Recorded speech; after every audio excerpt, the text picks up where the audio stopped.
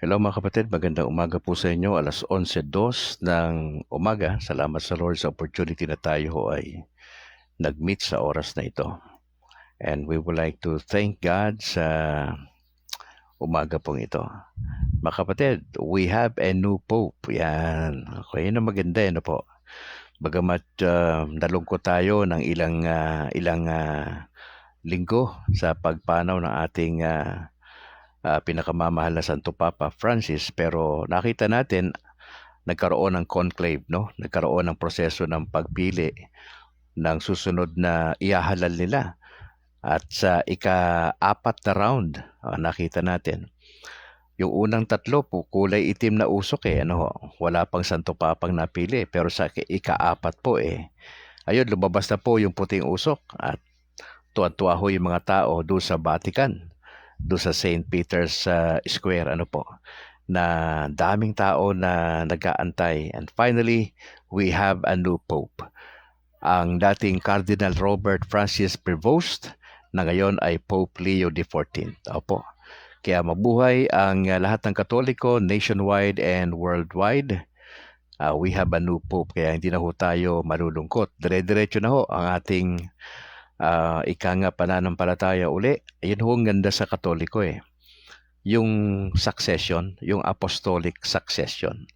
Hindi ho napuputol Kaya ho yung ating kasalukuyang Santo Papa, Pope Leo XIV, ay pang 267 na Santo Papa. Siya po yung Bishop of Rome. Yan, nakapalit ni Pope Francis. Kaya ho sa lahat ng mga Katoliko sa Pilipinas, mabuhay po tayong lahat mga kapatid. We have a new Pope. Sa katauhan, ang dating Cardinal Robert Francis Prevost na ngayon ay kinuha niya yung pangalang Pope Leo XIV. Alright. Salamat sa Panginoon sa opportunity, mga kapatid, na tayo ay nag-meet. Pagbati muna sa aking may bahay kay Annalyn, magandang umaga. At sa aming dalawang anak na si James Philip at Alana Grace. Siyempre, yung mother ko si Mama Elsie at yung mga kapatid ko dyan sa Cainta, maging dyan sa Pangasinan, ay magandang umaga po sa inyo. Gusto kong batiin din ang aking bishop dito sa Diocese of Bacolod, si Bishop Patricio Buson. Magandang umaga, Bishop. God bless po. At sa lahat ng mga kaparian dyan sa San Sebastian Cathedral. At siyempre sa buong tropa ng DYAF, sa dalawa naming engineers. God bless mga kapatid. Engineer Murillo. At saka si, ano ba pangalan nun? Stanley? Si Carlito ba? O Clarito. Nalilito lang ako pasensya na. Pero mga mahuhusay po yan. Siyempre si Stanley sa technical aspect naman niya, si Stanley Raft. Salamat bro for joining. God bless sa buong pamilya. At sa lahat ng mga programmers dyan sa DYAF, God bless. Siyempre, yung ating General Manager na si Reverend Father Dominic De Ramas. Ehina Tanhusay o Egina, maganda umaga po. God bless sa Tanhusay family. Binabati ko yung aking parish priest na si Reverend Father, Very Reverend Father Luan Torrefranca ng San Juan Nepomuceno Parish Church sa Sumag. Si Father Nobles, si Father Egay, maraming salamat po. Si Carl, Engineer Carl, yan Junior Coronel bro, magandang umaga. God bless from Buhangin, Davao City. God bless sa Coronel family. Binabati ko rin yung aming seminarians na dalawa na si Chris Simon Bilaong Abadilla sa si Kent Herson Casiano. Yung aming Sister Malu Albarestan, ang presidente ng PPC. Bro Bernardo Apuyon sa finance. Si Mike Sarad ng aming parish secretary. Kasama niya si Marilyn Logroño sa si Jubian Mare at saka si Homer Aspan. Opo. Maraming salamat. Si Bro Muliken din ay binabati natin sa si Bro Moncada sa ating transmitter na nag-aasikaso. Maraming salamat po sa inyo. mga kapatid. Pinabati ko buong tropa ng Catholic Faith Defenders nationwide na nakabase dyan sa Cebu. Maraming salamat po sila Father Darwin Getgano, kay Wendell Talibong, John Doe, Kenneth Bustamante, si Bro Palma at sa lahat pa ng mga tropa natin sa CFD dito rin sa Diocese ng Bacolod, kay Doc Reyentila sa kanyang buong pamilya, kay Doc Navarez, kay Christian Paul Gaylan sa aming presidente, at sa lahat ng mga opisyales, kay Bro Herald dyan sa Granada, sa Talok si Bro Hamili at sa iba pa, at sa aming spiritual director na si Reverend Father Brethren Ray Gamala. Sumasabit lagi to.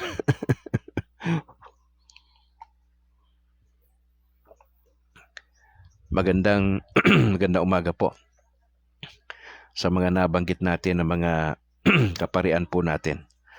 At sa lahat ng mga members ng CFD sa Bacolod at sa lahat ng sa buong Pilipinas, God bless. Pagbati rin kay Ma'am Vanessa Sabit Molieno, ang pinaka-coordinator po ng catechetical training. Salamat Ate LS Taginro. Hindi ko alam, parang kulang yung apelido. I don't know Ate LS, maraming salamat po. Yan. Isa po yan sa mga masisipag mag-aral na mga pagtuturo ng CFD. Ate, salamat at nakita ko rin yung interview nyo sa sa 40. Maraming salamat po. Shoutout tayo kay Father Henry Pineda, ang isa sa mga spiritual director ni Brad Calix. Maraming salamat. Tignero, ayun. Tignero. Oo. Salamat ate. Shoutout din kay Jesus Bayoneta, bro. Maraming salamat. Mercy ng Pauline Media at sa lahat po ng staff. God bless. Di na ako nakakadaan dyan sa bookstore natin. Hopefully makadaan po ako dyan.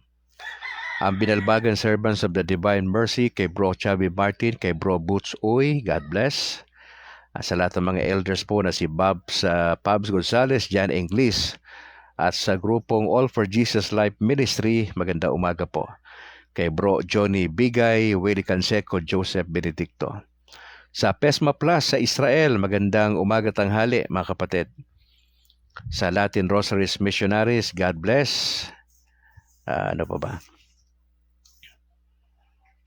Ayun.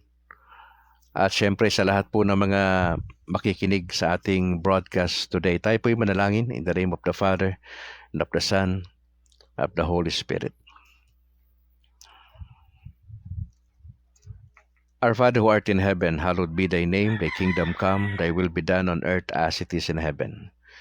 Give us this day our daily bread, and forgive us our trespasses, as we forgive those who trespass against us. And lead us not into temptation, but deliver us from evil. Hail Mary, full of grace, the Lord is with you. Blessed are you among women, and blessed is the fruit of your womb, Jesus. Holy Mary, Mother of God, pray for us sinners, now and at the hour of our death. Amen. Glory be to the Father, and to the Son, and to the Holy Spirit, as it was in the beginning, is now, and ever shall be, world without end. Amen. In the name of the Father, and of the Son, and of the Holy Spirit. Alright, magandang umaga sa lahat ng mga bishops natin sa buong Pilipinas, sa lahat ng mga kaparian. Maraming salamat for joining. Ano muna tayo? Update tayo mga kapatid sa ating election. May 12 sa Monday na ho ang eleksyon. Hindi ko ho alam kung kayo ay ready na para bumoto. Tinignan ko ho yung dito sa Comelec.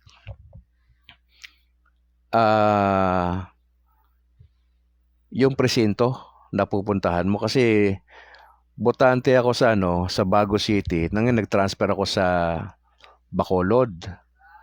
Oo. Ngayon, tinignan ko lang kanina yung precinct finder ng COMELEC. So, ikikiin nyo ron yung mga vital information like yung complete name ninyo, date of birth, place of registration, city/municipality, tapos yung polling precinct yan, lalabas yan eh. So, ang status ko ay active, no? So, nakatransfer ako ng maayos ayon dito sa COMELEC. So, yung polling place ko sa Monday ay Sumag Elementary School. Tignan nyo yan sa inyong mga cellphone, mga kapatid, ha? Para baka magulat kayo, yung actual na araw na nagpunta ka ron sa polling precinct, wala yung pangalan mo. Kasi isa sa mga problema lagi yan, kada eleksyon eh. Nawawala yung pangalan. Opo. Tapos nakalagay dyan, pagka kayo ay na-validate niyo yung information nyo, nakalagay yung polling precinct, saan ka, tapos anong presinto. Oo, sa akin dito, precinct number ko, 0868C, tapos nakalagay status active. Ibig sabihin yan, since na nag-transfer ako mula Maynila hanggang dito sa Negros, excuse me po, lagi ako nakakaboto. Okay? Kaya ho active nakalagay dyan. Wala akong na-skipan na pagboto sa Pilipinas. Kasi kung halimbawa, chinek mo yung hinanap mo sa COMELEC yung mo, tapos nagka-problema, anong pwede mong gawin yan? Pagpunta mo ron sa sa Monday, punta ka ron sa PPCRB para matulungan ka. Oo, pwede reklamo yun eh. Ba't nawala yung pangalan mo, tas hindi ka nakaboto, problema po yan. So asahan na natin na may mga problema sa eleksyon, lagi naman eh. Wala namang smooth na eleksyon. Oo, sa lahat ng eleksyon sa Pilipinas, walang smooth. Sa karanasan ko walang smooth na eleksyon sa Pilipinas. Lagi may mga sabit. Okay. Maraming salamat, Sir Bingo Villahermosa. Pagandang araw po, Brother Calix, from Pagadian City, si Bro Bingo. Salamat Kuya Bingo. Media man po natin yan. Angel Amoma, maraming salamat. From Japan.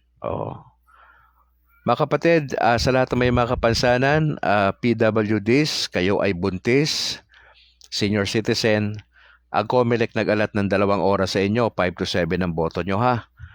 Huwag kayong pumunta sa regular hours kasi baka hindi kayo ma-entertain. Kasi sinasabi na ho namin yan kasi yan ang sabi ng COMELEC, yan ang bagong guidelines.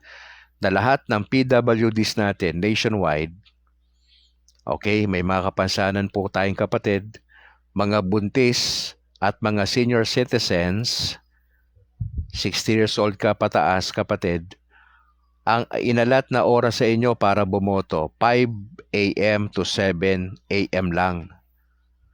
Okay, ulitin natin 5 to 7 lang kayo.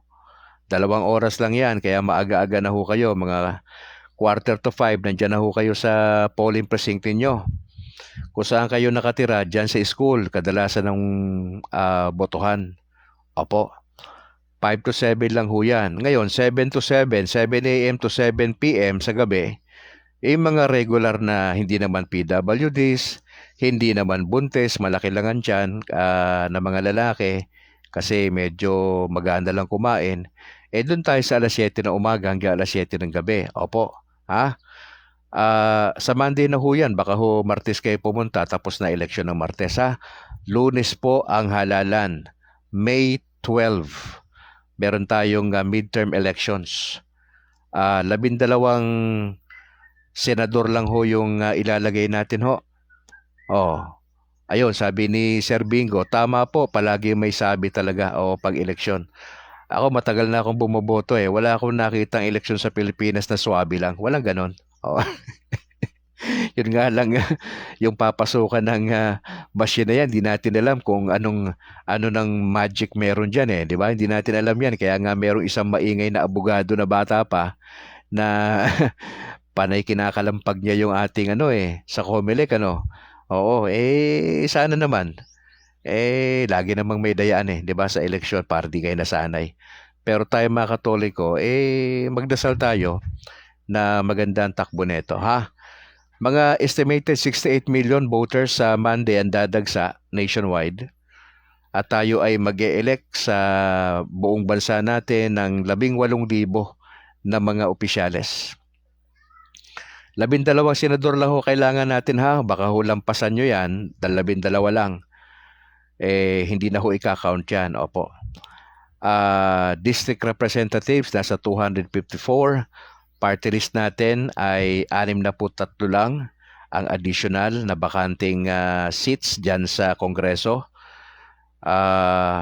Tapos 17,942 na pinagsama po dyan sa governor, provincial board members, mayors, and councilors. Kasabay niyan, kaibigan, ay magsasagawa rin ho ng eleksyon ang Bangsamoro Autonomous Region in Muslim Mindanao sa kanilang parliamentary positions naman. Ha?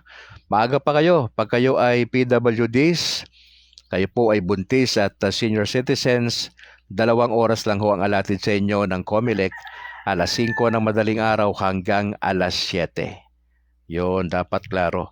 At salamat po sa mga kapatiran natin sa Paris Pastoral Council for Responsible Voting o PPCRV. Boto ko, dangal ko, ipagtatanggol ko. Yan po yung isinisigaw ng matagal ng tema ng PPCRV since 1991. Be a champ, sabi nila. Ano po yung acronym na champ? Kasi gusto natin ng clean, honest, accurate, meaningful, and peaceful elections. So, saludo kami sa inyo ng mga volunteers ng PPCRB. Mabuhay po kayo. Matagal na ho kayong katuwang ng kapisanan ng mga broadcaster ng Pilipinas at ng COMELEC sa kada halalan since 1991. Alright. Yan po yung ating update mga kapatid. At pagdasal nyo kami sa DYAF sa Veritas sapagkat magko-cover po kami ng balita ni Reverend Father Dirama, Sister Agnes. At ako po ay alalay lang ho doon kasi baka ho kami hinga ng balita doon sa Radyo Veritas sa Manila. Tayo nandun para magtatagalog ho tayo ng balita. Opo. Aalalay lang po tayo sa ating mga mauhusay na kasama doon. Opo. At saka sa mga volunteers natin from different na parokya sa ilalim po ng PPCRV. Pagdasal niyo po kami sapagkat 12-13 po yan. May mga follow-up pa ng 13 pagkatapos ng halalan. Hopefully po ay dito sa atin sa Negros ay okay naman. Opo. Ha? Sige. Mga kapatid, bago tayo dumako sa word ay pagkasabado po kasi ay usapang tayo OFWs. Opo. Kung kayo po ay OFWs ay ina-encourage po namin kayo puntahan nyo ang Department of Migrant Workers na website, ang Kagawaran ng Manggagawang Pandarayuhan. Yan po ay tahanan ng OFW. Ako po ay former na anak ng OFW. Ang nanay ko po ay retired public school teacher, major sa English, graduate ng Lyceum, si Ma'am Elsie. At siya po ay 6 na buwan na nagtrabaho sa Bahrain way back 1986. At marami siyang kwento, kaya lang medyo may edad na si Mama ngayon. I think mga nasa 76. Hindi ko alam kung sariwa pa sa kanyang kaisipan at alaala ang kanyang mga karanasan bilang OFW na professional na pumunta ng Bahrain para magtrabaho sa ibang tao. Yan. I'd like to encourage you mga kapatid, kung may kwento ho kayo, pwede nyo ibigay o isulat. Ibigay nyo sa akin sa Messenger para mabasa natin yung karanasan nyo bilang OFWs, or maaari kayong mag-live sa ating broadcast every Saturday lang ho yan. Kung hindi tayo obra sa umaga, sa gabi ho natin gagawin yan mga kapatid. Opo. Magandang puntahan po ito ha mga kapatid, itong Department of Migrant Workers, kasi alam po ninyo, isa po yan sa mga dapat nating bigyang pansin Opo. Pagka po kasi hindi natin alam ang gagawin natin, minsan nagkakanda problema po tayo. Opo. Kaya malaki po ang matutulong sa atin itong Department of Migrant Workers mga kapatid.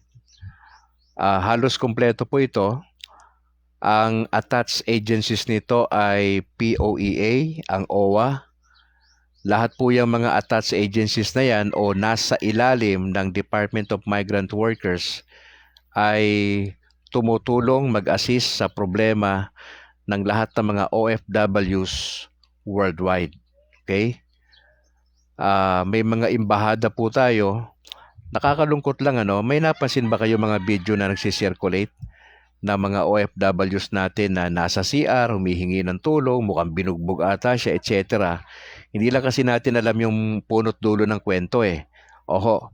Pero syempre, pagka may ganong eksena, tas nagmamakaawa at sinasabi niya, sana makarating to sa kamag-anak ko, tulungan niyo ako. Di ba may ganong eksena na mga video? Ito lang itong week lang na to at mga nakalipas na linggo. May mga ganong kaso ang mga OFWs natin. Kaya hindi ganon kadali ang lumabas ng bansa, lalo na kung maraming first timer At kadalasan na mga nagpupunta sa ibang bansa, sinusubukan yan, ay mga taga-probinsya.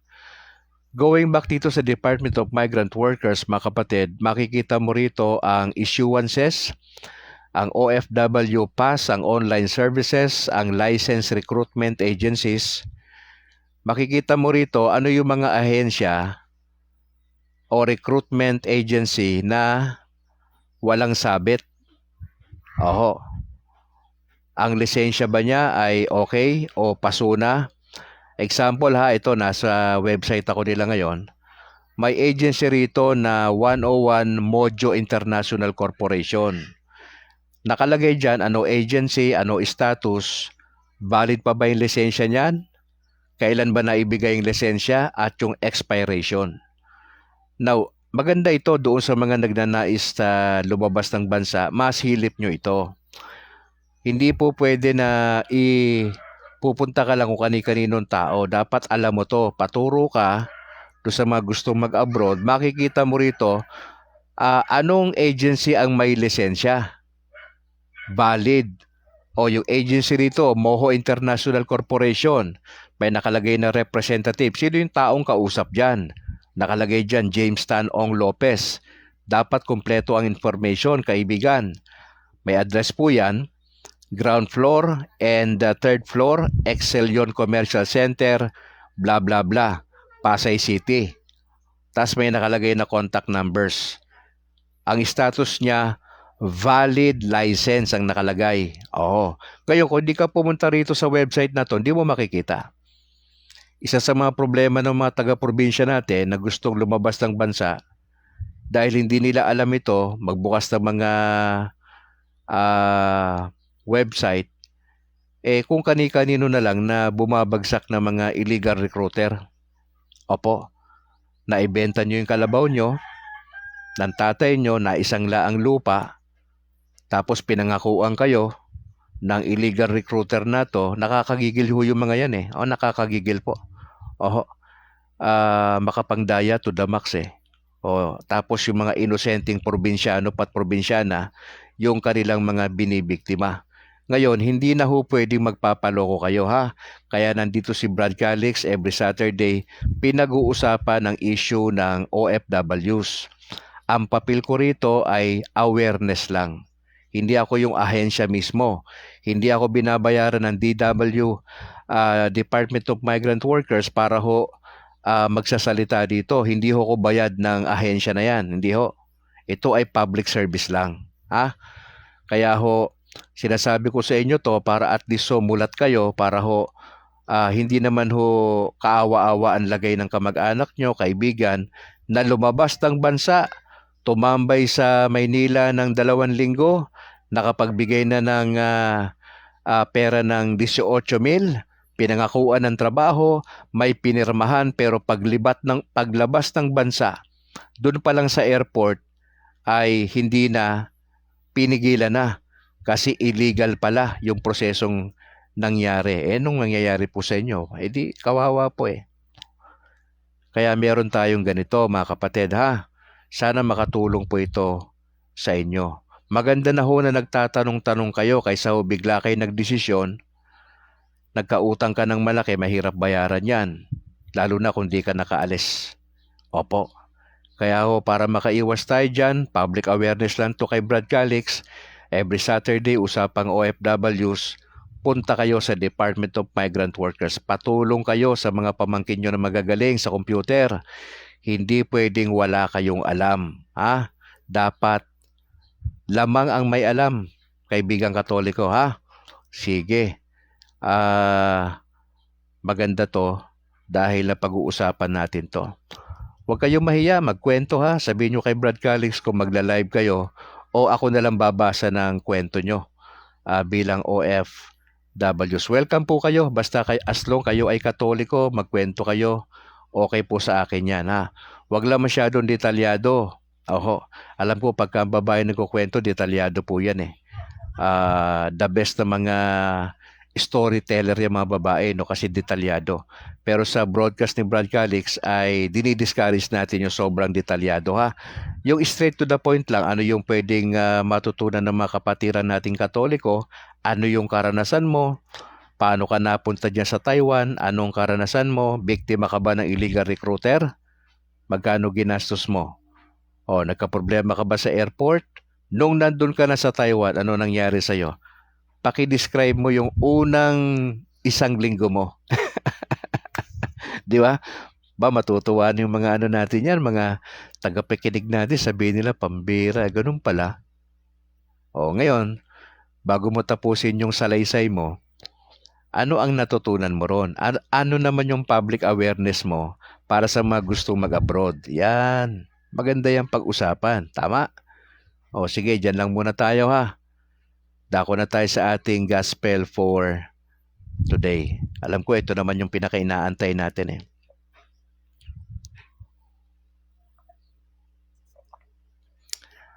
Tayo po ay nasa Book of John pa rin po tayo mga kapatid. John chapter 6. Opo. John chapter 6 verse 60 hanggang 69. Ayan. Ang sabi din mga kapatid na Katoliko, nang marinig iyon ng mga tagasunod ni Jesus, marami sa kanila nagsabi, mabigat ang itinuturo niya. Sino ang makatatanggap nito? Yung issue nito yung sino mang kumain ng aking laman at uminom ng aking dugo. Yun po yung issue. Nang marinig yon ng mga tagasunod ni Jesus, marami sa kanila ang nagsabi, mabigat ang itinuturo niya, sino ang makatanggap nito? Kahit na walang nagsabi sa kanya, alam ni Jesus na nagbubulong-bulungan ng mga tagasunod niya dahil sa mga itinuro niya. Kaya sinabi niya sa kanila, hindi ba ninyo matanggap ang mga sinabi ko?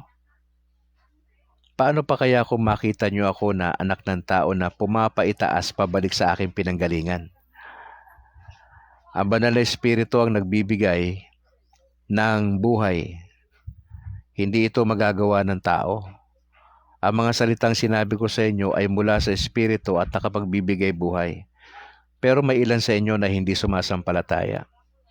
Sinabi ito ni Jesus dahil alam niya sa simula pa kung sino ang mga hindi sumasampalataya at kung sino ang magtatraidor sa Kanya.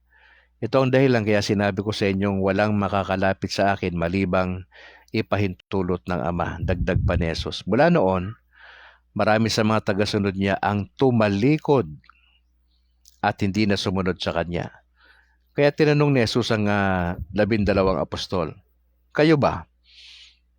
Gusto rin ninyong umalis? Sumagot si Simon Pedro, Panginoon, kanino pa po kami pupunta? Kayo lang ang may mensaheng nagbibigay ng buhay na walang hanggan. Sumasampalataya kami sa inyo at alam namin kayo ang banal na sugo ng Diyos. Mga kapatid, maraming lumabas ng simbahang Katoliko dahil hindi naintindihan ang aral. Maski na magtanong ho kayo, one of the reasons kung bakit lumabas ang kamag-anak nyo sa Katoliko, bago pa man sila naakit ng ibang aral ng mga Protestante at iba't ibang mga sekta, isang bagay ang sigurado, hindi nila inaral ang Catechism of the Catholic Church. Iilang porsyento lang probably sa Pilipinas ang nakaranas huyang daanan. Maski ako, naging bahagi ako ng Baptist na denomination 1983. 30 taon mahigit ako na nasa denomination.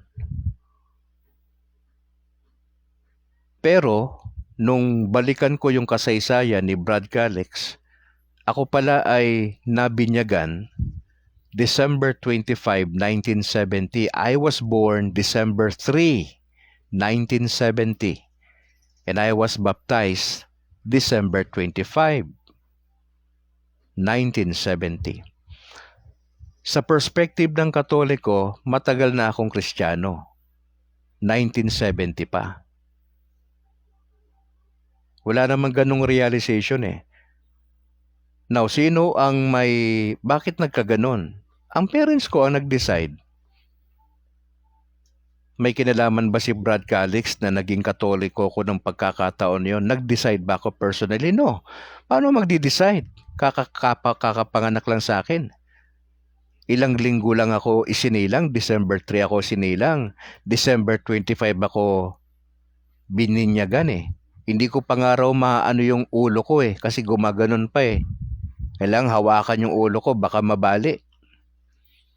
Gumaganon eh. Biglang bumabagsak ang ulo eh. Delikado, di ba? Ilang linggo lang eh. Hindi naman ako dumaan sa catechism. Kasi bagong panganak ako. Kailan nangyari yung pag-aaral, Brad Calix? Nung panahon ng pandemya. Kaya ako nag-decide. It took me 4 years of research and studies. Kinukumpara ko yung Orthodox Church. Yun ang aking first pick eh, Orthodox Church, kasi gusto ko maging pare. Kasi sa Orthodox, pag married ka, pwede ka magpare. Basta meron kang seminary training.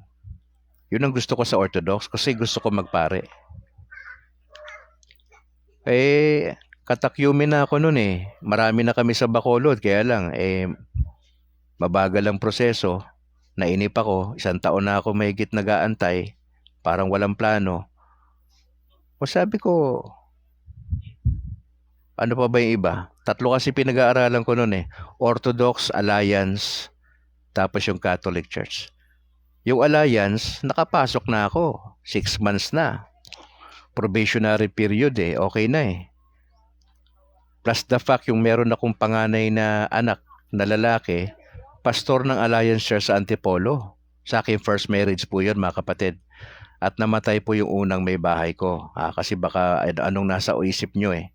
Kaya sinasabi ko na reason. Opo. First marriage ko, namatay asawa ko, nag-asawa uli ako. Meron akong 2 anak doon ng mga grown-ups na. Lolo na ako. Dalawa yung apo ko, dalawa anak ko, puro lalaki. Yung panganay ko, pastor sa Alliance. Nakapasok na ako, didistino sana ako dito sa Kabangkalan. Mag-start kami ng parang pioneering work dyan. Okay yung support, walang problema. Kasi ganun sa amin eh. Hindi ka pwede mag-start ng ministry dyan kung walang malinaw na suporta yan. Kalokohan yun sa amin. Lahat ng mga protestante at evangelical, may suportang maliwanag pa sa sikat ng araw yan. Pero hindi kami natuloy simply because nagkasakit nga misis ko, di ba? Hindi pwedeng mag-transfer doon from Bacolod, punta kami doon. So, kasi ang gamutan nasa regional eh. So, parang napakahirap yon para kay misis. In other words, hindi ako natuloy doon. Third option ko, wala na ako ibang option eh. Number 1, Orthodox Church dapat. Pangalawa, Alliance. Okay na lahat eh. Nakapasok na ako eh. Okay na eh, tapos na eh. Yung paglipat na lang yung issue, hindi natuloy. So, third ko, Catholic Church. Wala na akong ibang option eh. 3 lang. Oo. Kaya mga kapatid, one of the reasons kaya umaalis yung mga Katoliko, hindi dumaan sa tamang proseso. Yung catechism. Kaya ako parang suggestion ko ito, sa panahon natin ngayon, wag na nating tutukan yung mga umalis. Wala ka na magagawa doon eh. Para mahirap maghabol. Naturuan na sila doon, ilang taon na sila doon, babayaan nyo na sila doon. Ang ating asikasuhin ngayon bilang Katoliko, yung mga naiwan. Yung kamag-anak mo, kapatid mo na hindi Katoliko. Yun ang ipagdasal, yun ang tutukan, yun ang i-evangelize po natin. Be sure, alam mo yung Catechism of the Catholic Church. Mga kapatid.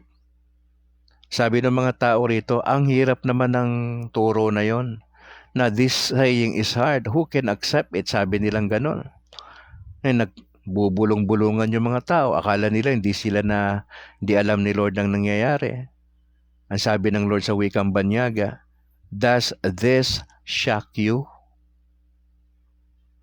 What if you were to see the Son of Man ascending to where He was before? Sabi ng Panginoon. The words I have spoken to you are spirit and life. Pero sabi ng Lord, but there are some of you who do not believe. Yun ang problema. Parang sa Katoliko, marami nagsisimba, dumadalo lang sa misa, pero wala naman talagang malinaw na relasyon sa Panginoong Yesus. Hindi klaro. Nagmimisa lang kasi ang parents, Katoliko. Napilitan pang pumunta sa misa kasi kinukurot ng parents pagkalinggo. Di ba may ganong mga magulang? Kinukurot sa singit yung mga babae. Hindi kayo makakagamit ng cellphone pag hindi kayo sumama sa akin. Parang puwersahan na yung nangyayari. Sana hindi ganon. Pero ang nakakalungkot, yung mga Katoliko natin na lumalabas ng simbahan, one of the reasons bakit sila lumabas, hindi sila properly grounded sa word. Alam mo, ang isa sa mga dapat nyong ma-realize, mga Katolikong kapatid, wala tayong laban sa mga Protestante at Evangelical pagdating sa Bible. Bakit? Because we were trained how to handle the Bible properly. Kaya nga, laging sasabihin nila, ano bang verse nyo sa Bible? Laging ganun eh. Bakit? Ang training kasi sa amin, i-master yung laman ng salita ng Diyos. Ang Katoliko, tanungin mo, walang alam. Basically, tanungin mo, ano yung 7 sacraments? Ano ibig sabihin ng sacrament of baptism? Paano mo depensahan yung papacy? Parang bihira yun sa Pilipinas na magsasabi na kayang depensahan eh. Bakit? Walang ugat sa salita ng Diyos. Walang sariling Bible, tamad mag-aral, puro trabaho, nakakonsentrate sa trabaho eh. Magtanong-tanong ka sa sarili mong parokya. Magugulat ka. Tanungin mo even yung mga katekista natin. Hanggang saan yung alam nila? Baka nga some of them, hindi mga seryoso eh. Now, karamihan sa mga kaklase ko sa catechism, ako po ay tinitrain ko ng aming parokya dito sa San Juan Nepomuceno sa Sumag bilang catechist. Tapos ko na yung cycle A. Meron pang parang 3 yan eh. Oh, 5 buwan, 5 buwan na pag-aaral yan every Saturday, maghapon, alas 9 ng umaga hanggang alas 3 po yan. Ang mga nagtuturo sa amin ay kombinasyon ng mga parish priest, mga seminarians, at yung mga katekistang matatagal na ho. Yun yung mga nagtuturo sa amin. I was surprised kasi karamihan ng mga kaklase ko, mga tigulang eh. 60 plus na po eh. Saan silang nagtuturo madalas? Sa mga bata. Sana po may ma-produce din tayo ng mga nagtuturo sa mga young professional, sa mga parents, hindi lang ho sa school eh, di ba? Ayun ang isa-suggest ko eh, sa PPC na makapag-recruit ng mga professional na willing magturo. Kasi sayang naman yung kanilang talento. Matatalino sila pero wala masyadong involvement sa local, sa parokya. Hindi maganda yun, walang involvement. Noong ako'y pastor pa ho, isa sa mga ginagawa ko sa mga tao, nagtitrain ho ako ng mga tao. Tinuturuan sila kung paano mag-share ng gospel sa mga Katoliko. Paano sila mahuhuli doon sa lambat, ika nga, oho. Marami kami strategies ho dyan, opo. At kung nakita nyo na yung videos ko na ginawa ko na modus ng mga churches para maakay ang mga Katoliko, meron akong 7 modus niyan eh. Series po yan, opo. Mukhang exclusive lang yan kay Cabornok eh. Oo. Na kay Cabornok lahat yan. Oo. Siya ho ang umano niyan. Doon magugulat ka, lahat ng pinipresent ko ron, facts lahat yon. Kasi na-involve ako sa different denominations na nakita ko ang galaw nila. Kasi naging member ako mismo ng different denominations eh. Kaya lahat nung sinasabi ko ron, factual lahat yon. Of course, hindi-deny naman nila yan eh. Sino bang umamin ng sariling krimen? Di ba? Solve na yung kaso. Pag umamin sa krimen, solve na. Di ba? Wala na masyadong problema NBI. Ang mga pulis, mga investigador natin, umamin ng kaso niya nang siya pumatay eh, di ba? Mga kapatid, yung sinasabi ko, importante to. Dito nga lang ho sa eksena na to, maraming tao. Hirap naman ang aral na to. Kaya ho sa verse 66, nakakagulat to ang binanggit ni John. Sa verse 66, ang sabi rito, mula noon marami sa mga tagasunod niya ang tumalikod at hindi na sumunod sa kanya. Mga kapatid, yung mga disciples sa panahon ni Jesus, marami yan. Paano sila naging disciple? Kasi naging recipient sila ng biyaya ng Diyos. Pinagaling yung kamag-anak nila, probably kapatid. Sumusunod sila sa Lord. Naalala nyo yung 5,000 sumusunod? Naalala nyo yung 4,000 na sumusunod? Naalala nyo yung 3,000 sumusunod? Now, bakit sila sumusunod sa Lord? Kasi nakinabang sila sa Panginoon. Kaya nga dumating yung point, diniretso sila ng Lord, ba't kayo sumusunod sa akin? Sumusunod lang naman kayo kasi nakinabang kayo sa akin, nabusog kayo. Ang bigat no, napaka-diretsa na ano yan. Kung sa Pilipino mo sabihin yan, ouch! Di ba ganun tayo eh. Hindi tayo sanay na banggaan eh. Yung head-on coalition ba kung tawagin sa wikang banyaga, hindi tayo sanay doon.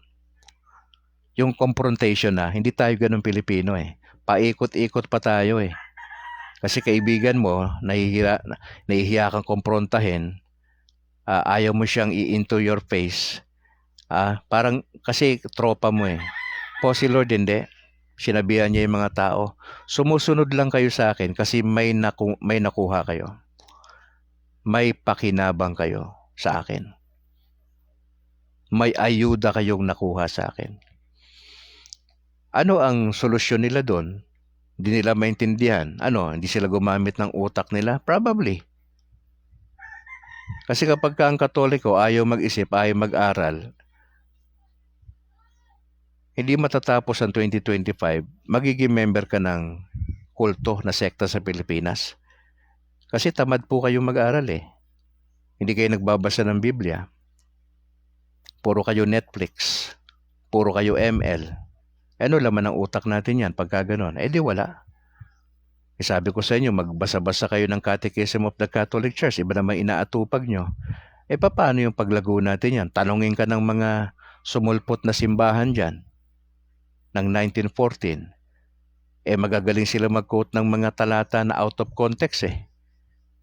Hindi mo naman alam yun. Pero binasahan ka ng salita, nakumbinsi ka na salita ng Diyos yun. Salita ng Diyos yung binabanggit, pero yung paliwanag nila, may problema. Binibitag ka doon sa magagandang salita at magagandang kasuotan nila. Nabighani ka doon sa magandang simbahan nila. Mali po eh. Ngayon, kung ikaw ay dumaan sa catechism, nag-aral ka, nag-exert ka ng effort, kapatid, maski na anong mangyari, magkabali-baliktad pa ang sitwasyon sa Pilipinas, hindi ka aalis ng simbahan. Hindi sasagi sa isip mo, this is a hard teaching. Di ko mag-gets yung sinasabi ni Brad Calix kapatid, practical na nga sinasabi ko sa'yo.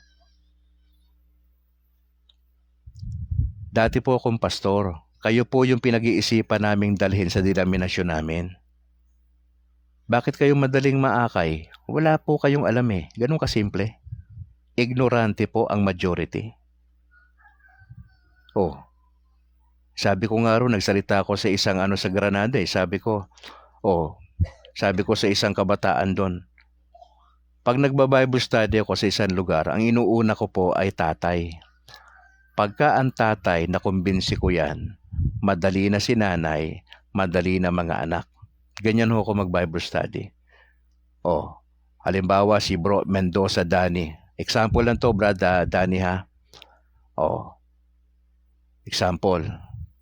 Pag ako pinapasok sa bahay niyan, sabi niya, Pastor, welcome. Okay. Bigyan mo ako ng 3 buwan, babautismohan ko yan siya. 3 buwan lang. Hindi ako nagmamayabang kasi karanasan ko to. 30 years plus akong pastor. At ang training sa amin, paano mag-evangelize ng maayos. Walang 1 taon makakapagputap ako ng house church sa lugar nyo. Walang 1 taon, at least meron ako 50 miyembro. Ako mismo nagbautismo. Puro Katoliko pa yan. Kalahati dyan professional. Makikinabang ako ng 10% dyan after a year. Ganun kami kabilis trumabaho, mga kapatid. Bakit maraming napupunta sa mga protestante? Simple lang, ignoranteng Katoliko eh. Pero kung nag-aaral ang Katoliko, di ba sinasabi ko sa inyo, pag may bumisitang pastor dyan sa bahay ninyo, simple lang, pasensya na po kayo, pastor. Katoliko po kami, may sarili kaming pag-aaral. Huwag mong i-invite doon sa bahay mo, ganun kasimple eh. Summer ngayon. Usong-uso ito sa mga anti-Catholics, meron silang youth camp. Padadamahin lang yung anak nyo, papakainin ng 3 araw doon, 4 na araw, libre lahat yon, may sasakyan pa yan, back and forth sa lugar ninyo. Pero hindi mo alam na bautismohan yung anak mo doon sa camp sa loob. Tapos hindi na yan nagsisimba sa Katoliko kasi napunta na yan doon. Bakit? Maganda programa sa protestante. Ano ka ba? Maganda yung programa eh. May sponsorship eh. May scholarship eh. Sa Katoliko ba may ganyan? Prangkahan tayo. May ganyan? May plano sa anak mo? Sa college? Kaya nga itong sinasabi ko bilang dating pastor, maging open kayo dito na mga nakikinig sa akin. Hindi ako nagmamalaki rito. Experience yung binabato ko sa inyo. Meron man tatalo pa sa experience? Ako mismo nandun eh. Yung sinasabi ko, nakita ko eh. Ginagawa ko mismo yun eh. Ang ganda lang kasi si Lord, nilagay niya ako sa simbahan niya para to give you yung awareness bilang Katoliko. Ito yung ginagawa ko. Madali kayong makuha, sa totoo lang. Anong gagawin natin? Kaya ako nagbibigay ng public awareness. Sinasabi ko sa inyo ang paraan para hindi kayo mapunta doon. Okay? Sabi dito ng salita ng Panginoon ang sabi rito, as a result of this, many of his disciples returned to their former way of life. Wala, hindi na sumusunod sa Panginoon. Iniwan na. Bumalik sa dating buhay. Parang Katoliko na punong-puno ng bisyo. Sino maniniwala sa iyo bilang Katoliko naman? Nakikita nyo yung diferensya natin sa Protestante. Kami, we do not encourage our members do sa bisyo. Pag miyembro kita, pag may bisyo ka, kukore kita, puntahan kita sa bahay. Sabihin ko sa iyo in a nice way, tayo lang Brad, napapansin ko madalas ka naglalasing Bawal yung paglalasing sa Bible. Ang uminom walang problema. Pero maglasing ka at pag maoy ka dyan, manggulo ka, lalabas mo yung itak mo, naghahanap ka ng gulo. Baka ako mismo magpapakulong sa'yo bilang pastor. Pakukulong kita. Kasi hindi ko inaano yan kinukonsente. Sinasaktan mo asawa mo. Halimbawa, ngayon Katoliko ka. Nananakit ka ng asawa mo. Nambubugbog ka, wala ka ng trabaho, nambubugbog ka pa. Diba? Kung walang iya ka, mas walang iya ako sa'yo. Pakukulong kita. Ganun ako. Kasi, Brad, pagka hindi tayo nagbabago, wala maniniwala sa atin. Maski na anong ganda ng doktrina natin, kapatid, pagka hindi makita sa buhay natin yan, wala pa rin. Sino maniniwala? Kaya nga po ito'y hamon mula sa bishops natin at sa mga kaparian natin. Inseparable kasi yung buhay sa kadoktrina. Inseparable yan. Hindi mo pwedeng paghiwalayin yan. Yung buhay mo na maayos at yung doktrina na pinangahawakan natin.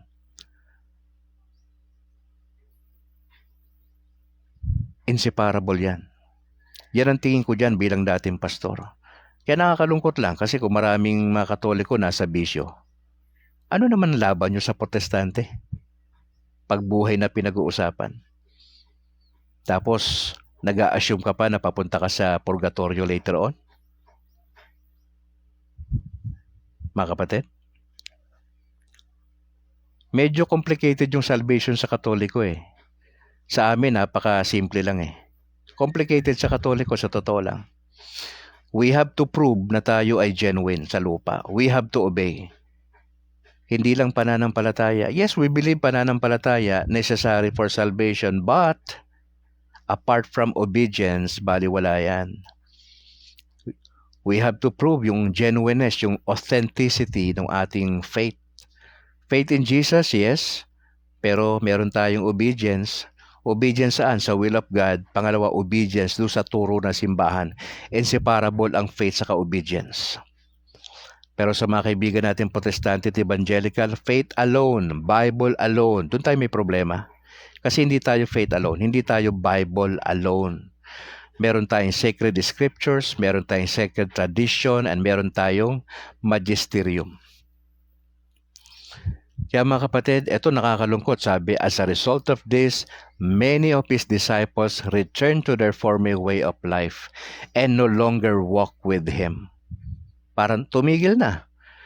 Dati mga Katoliko masisipag dumalo sa misa, kung may mga Flores de Mayo nagpa-participate, etc. Merong regular confession. Pero dahil sabi nila, ang hirap naman ng turo ng simbahang Katoliko dahil tatamad-tamad mag-aral ng Catechism of the Catholic Church, gusto nila pasimple-simple lang, pasimba-simba lang. Kapatid, hindi guarantee na kayo ay pasimba-simba sa misa, nasa purgatorio kapag namatay ka. Wala ka sa state of grace.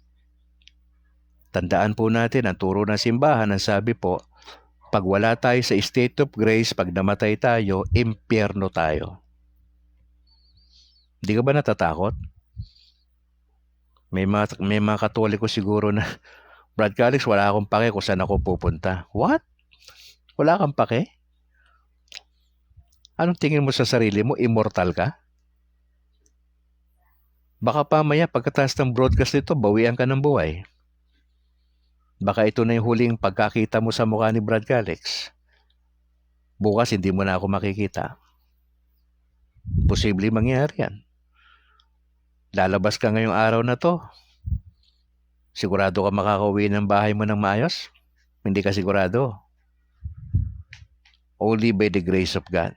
Kaya sabi ko sa inyo madalas mga kapatid, subukan nating mabuhay as if this is your last day on earth. As if this is your last day.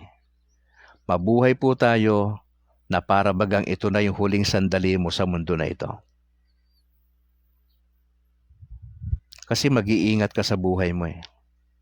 Ang kulang sa atin sa totoo lang, seryosohin ang pananampalatayang Katoliko. Ilang porsyento doon sa ilang milyong populasyon ng Katoliko sa Pilipinas ang seryoso? I mean, you mean business as a Catholic. Involved ka sa evangelization. Pag hindi ka involved sa evangelization, ano inaasahan mo sa future na kaligtasan mo? Nakakonsentrate ka sa trabaho mo lang. Wala kang paki sa kapitbahay mo na hindi Kristiyano. Anong ine-expect mong kaligtasan sa dulo, kapatid? Questionable. If I were you, mag-decide ho kayo sa araw na ito, aayusin ko yung buhay ko. Sabihin mo sa sarili mo, Lord, tulungan niyo ako. Salamat kay Brad Calix sa paalala. Nasasaktan ako pero totoo sinasabi niya. Salamat sa dating pastor na ito na masyadong makulit na nagpapaalala sa akin. Kasi totoo naman ang sinasabi ni pastor. Alam mo kung wala akong pakialam sa inyo mga kapatid, hindi ako magbo-broadcast dito. Kung wala akong pagmamahal sa mga Katoliko nationwide, hindi ko sasabihin to. Mag-share lang ako ng konti. Pero pag usapan pa ang buhay natin, wala akong pakialam. Pero hindi ho eh. Ito puso sa puso na usapan ito. Kasi gusto ko tayo mapunta sa purgatorio. At least, kasi pag nasa purgatorio ka, may katiyakan ka ng kaligtasan later on. Walang didiretso sa langit, kapatid, na maribik, kabato largo. Pag namatay po kayo, hindi po langit ang diretso nyo, purgatorio. Kung sa purgatorio tayo pupunta. Kasi ang nakakaalam ho ng destinasyon natin si Jesus eh. Opo. Kaya nga sa lupa, nagsusumikap tayo na hindi lang magkaroon ng pananampalataya, kundi meron tayong pagsunod. May obedience tayo sa kalooban ng Diyos mga kapatid. Yun kasi ang magtitiyak sa atin ng purgatorio later on. Lilinisin ka doon sa purgatorio eh. Aayusin eh. May mga kasalanan pa tayo nagagawa eh. Ngayon, kung kailan ka aakyat doon sa langit, hindi ko na alam yon. Eh sabi ko nga po sa mga kaibigan ko si FD, sabi ko baka pwede makiusap kay Lord na pag namatay ako eh, doon ako nagbabantay sa purgatorio. Para kung sakali mauna ako doon, o halimbawa kayo mga nakikinig sa akin dito, nakita ko doon si Joseph Gabriel Murillo, ang admin ng DYAF. Mahusay po yan. Engineer Joseph Murillo po yan ng DYAF. Nauna ako namatay. Ginrant ng Lord, halimbawa yung request ko na nagbabantay ako sa purgatorio. Kasi lugar po kasi yon kapatid. Nagbabantay ako doon. Halimbawa may gate nga doon. Nakita ko si Bro Joseph Gabriel Murillo. Ba't titignan ko muna sa talaan kung meron doon Murillo. Siyempre, lahat nasa letter M yan eh. Murillo, Murilla, Molino. Teka muna. Murillo nga pala to. Okay. Murillo. Brad, nandito ka. Welcome. Kakamayan ko pa yan si Joseph Gabriel Murillo. Oy, Brad, naalala mo sa DYAF, magkakasama tayo. Oy, welcome, Brad. Baka sabihin ni Joseph, ni Engineer Joseph. Oy, Brad Calix, anong ginagawa mo rito? Ay, Brad, tagabantay ako dito sa lahat ng mga namamatay. Ako yung napag-utusan dito eh. Ako nagbabantay rito. Kaya Brad, welcome ha. Di ba? May ganun pa. Ay, Brad, welcome. Dito muna tayo kasi may kasalanan pa tayo eh. Sasabihin ni Bro Joseph, Brad Calix, hanggang kailan ako dito? Ay Brad, hindi ko alam kung hanggang kailan ka dyan. Baka mauna pa ako sa'yo pumunta sa langit. Kasi ano ka lang eh, bago ka lang pumunta rito eh. Eh ako, nauna ako ng 2 taon sa'yo. Posible eh, di ba? Pero ang ganda nito, Engineer Joseph Murillo, nakatitiyak tayo ng kaligtasan later on. Basta mapunta ka sa purgatorio. Pero yung medyo nasa lupa ka pa lang, pabanjing-banjing ka na Katoliko, gawa ka ng gawa ng kasalanan, wala kang pakialam sa parents mo, hindi ka seryoso sa pagdalo sa misa, hindi ka involved sa evangelization, ang buhay mo tagilid, wala, nagloloko ka lang, gawa ka ng gawa ng kasalanan. Kapatid, maski na nabinyagan ka pa, maski pa mga ninuno mo Katoliko, impyerno ka pa rin. Sabi ng turo ng simbahan eh, dapat nasa state of grace tayo eh. Oh, ngayon hindi ko na alam ang detalye niyan. Kung bago ka mamatay eh nakalapit ka sa pare. Hindi ko na alam 'yon. Baka mabigla na rin din kami. Makita kita doon sa purgatorio. Teka. Buhay na ito dati iba. Pero teka muna, Brad, medyo duda ako ng konti sa iyo. Ano nga pangalan mo? Hanapin ko pangalan niyan. Maski siguro ako mapapaisip eh. Bakit nandito to? Ayun pala, nakalapit sa pare. Nakahingi ng tawad. Kaya maski na ganun ang buhay, nagdesisyon pa rin ang Lord dahil sa kahabagan ng Diyos na mapunta siya sa purgatorio. Para linisin. Wala na tayo doon. Maski na ako, Brad, welcome. Ganun na lang ako. Pero syempre, gusto natin maayos ang buhay natin. Mga kapatid, as I close, na-enjoy ko yung usapang puso sa puso, mga kapatid. Okay naman din sa akin yung nagsishare ako ng word, pero mas gusto ko yung application. Paano kayo tulungan bilang Katoliko? Kasi kaya ako ganito, mga kapatid, seryoso kasi ako sa Lord. Gusto ko pag namatay ako, at least yung mga listener ko dito sa broadcast, na majority sa inyo, na-realize nyo, tama ang sinasabi ng Lord paagi kay Brad Calix. Tama ang desisyon na magpalit ng isip, ayusin ang buhay, nasa state of grace para sigurado sa purgatorio. Huwag po kayong maging bahagi ng nominal Catholic Christian. Pag sinabing nominal, sisimba kung gusto, depende sa mood. Magbabasa ng Bible, pag birthday lang, pag nagkakasakit lang. Lalapit sa pare, kung gusto niya lang din, kung naisipan niya. Yung once a year na paglapit sa pare sa confession, at tagal na ho yun. Hindi ka sigurado babawian ka ng buhay within a year Within a week nga lang Within a day nga lang, di ba? Bakit ipagpapaliban mo pa yung confession sa pare kung magagawa mo siya ng regular once a month? Di ba? Regular. Sigurado ka na dun Lahat tayo nagkakamali mula sa Santo Papa natin, Pope Leo XIV, hanggang sa pinakalayman. Lahat tayo nagkukumit ng kasalanan. Lahat tayo dapat lumalapit ng regular sa confession sa pare. Even yung Santo Papa, may nilalapitan siyang confessor Doon siya nagsasabi ng kasalanan niya Mga kapatid, I'd like to challenge you. Mabuhay tayo ng maayos bilang Katoliko para maniwala sa atin yung mga kaibigan natin, mga kapatid natin. Dapat matino tayong Katoliko. Kung may trabaho ka, pumasok ka ng tama. Papasok ka ng late para kang bisor, hindi ka naman bisor. Uwi ka alas 4, nagme-makeup ka na. Hindi maganda. Huwag kayong magnakaw kung kayo ay politician. Huwag kayong magnakaw. Binabayaran kayo ng gobyerno, tama? Magtrabaho po kayo ng tama. Huwag po kayo sa under the table. Nasa academe po kayo. Mahalin nyo yung mga estudyante. Teacher ho ba kayo? Huwag kayo nagbabagsak ng estudyante. Hindi ho kayo nakakatulong sa estudyante pag binabagsak nyo ang estudyante nyo. Hindi kayo nakakatulong sa kanila.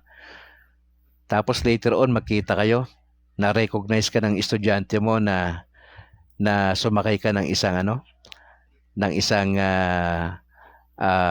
tricycad? Na-recognize mo yung estudyante mo? Oh, ikaw ba yan?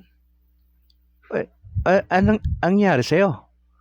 Sabihin ng driver ng tricycad, "Ma'am, naalala nyo, ako po yung binagsak nyo 5 years ago.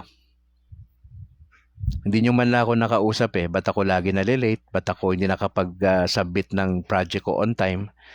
Ma'am, binagsak nyo ako." O ngayon, tanungin kita bilang teacher. Anong naambag mo doon sa estudyante?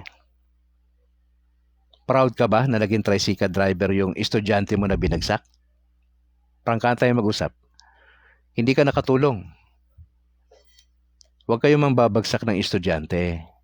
Okay lang bigyan nyo ng grades na tama, pero yung bigyan nyo ng grades na parang graduating students na nga yan, binagsak nyo pa yan. Naiintindihan ba ninyo kung ano ang sakripisyo ng magulang pag nagre-repeat yan sa remedial classes pag summer? Naiintindihan nyo? Hindi nyo naiintindihan? Mabigat po yan sa mga parents at sa estudyante. May psychological effect yung mga pagbabagsak nyo sa mga estudyante. Kaya ako, diretso ako magsalita. Hindi kayo nakakatulong sa estudyante. Wala kayong extra effort na ginagawa sa estudyante nyo. Huwag lang sanang nag-aantay na kayo ng sweldo nyo. Ang laki na ng sweldo nyo ngayon 'Di ba? Tapos mambabagsak po kayong basta-basta.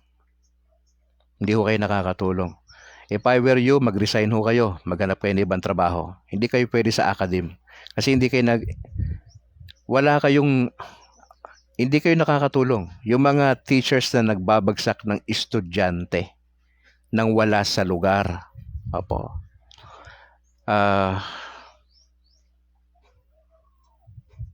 Mga kapatid, ito'y learning natin. Nandito tayo para maging maayos ang buhay natin. Hindi kasi ako naglalaro bilang Katoliko Hindi ako.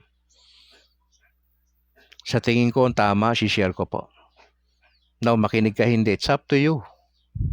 Sinong talo sa atin pag hindi ka nakinig, di ba? Ito pinapasabi ng Lord sa atin. Hindi makinig po tayo. Kaya hindi natin makikinig, wala namang problema. Wala namang persa dito sa ating broadcast.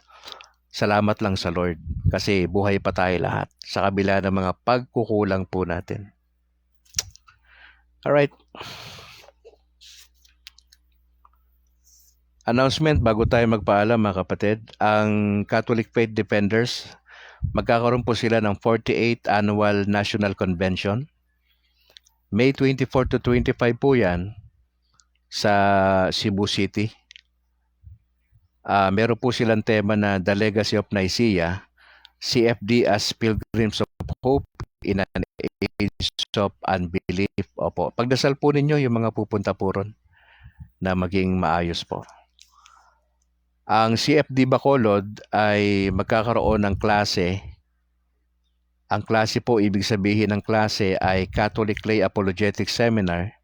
Ang topic ay Sacraments. May 11, Sunday po yan, kung di ako nagkakamali. 2 Sundays po yan, 11 saka 18.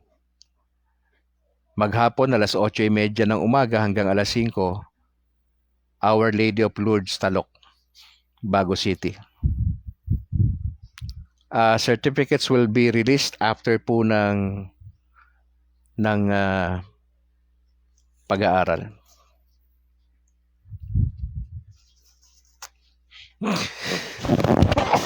Excuse me. Mga kapatid, gusto ko lang itong i-share bago tayo magpaalam. Makakatulong po ito yung ilan po na mga sa YouTube na pwede nyong puntahan. Ang katotohanan ay ating pag-usapan ni Romel Palma, Mr. Curious, Karunungang Katoliko. Puntahan po nyo yan kung may time po kayo. Ang factbuster.ph ni Cabornok, ang The Beloved Catholic, ang punto por punto ni Reverend Father Darwin Gitgano, ang pananampalataya at katuwiran ni Wendell Talibong. Sa DYAF po ay meron po kaming programa. Pag Sabado po ay Historia Sagrada. Kanina po ito, alas 8 hanggang alas 9. Pag Linggo naman ay Ang Liwan nga Dalan, 1 to 2. Mapapakinggan nyo si Brad Calix bukas sa DYRS 10:35, ang pagtuong Katoliko, kasama si Doc Ray Antila at JB Akma. So, dalawa po ang meron po kaming istasyon. Siyempre, priority namin ng AF. Andyan si Engineer Joseph Gabriel Murillo, siyang admin dyan. At alam ni Engineer itong aming broadcast dyan. At sa DYRL, every Sunday po yan. Bukas, Lord willing, makikita nyo ko dyan, alas 6 ng umaga hanggang alas 7, ang pagtuong Katoliko. Alright, maraming salamat Marivic Cabato Largo for joining. God bless sa pamilya. Engineer Joseph Gabriel Murillo ng DCAF. Siya po ang sa admin namin, Engineer. Magandang umaga po. God bless sa Murillo family. At sana kung meron tayong time, Engineer, ay makapagkape-kape po tayo. Joseph Anyabiesa, salamat bro for joining. God bless sa Anyabiesa family.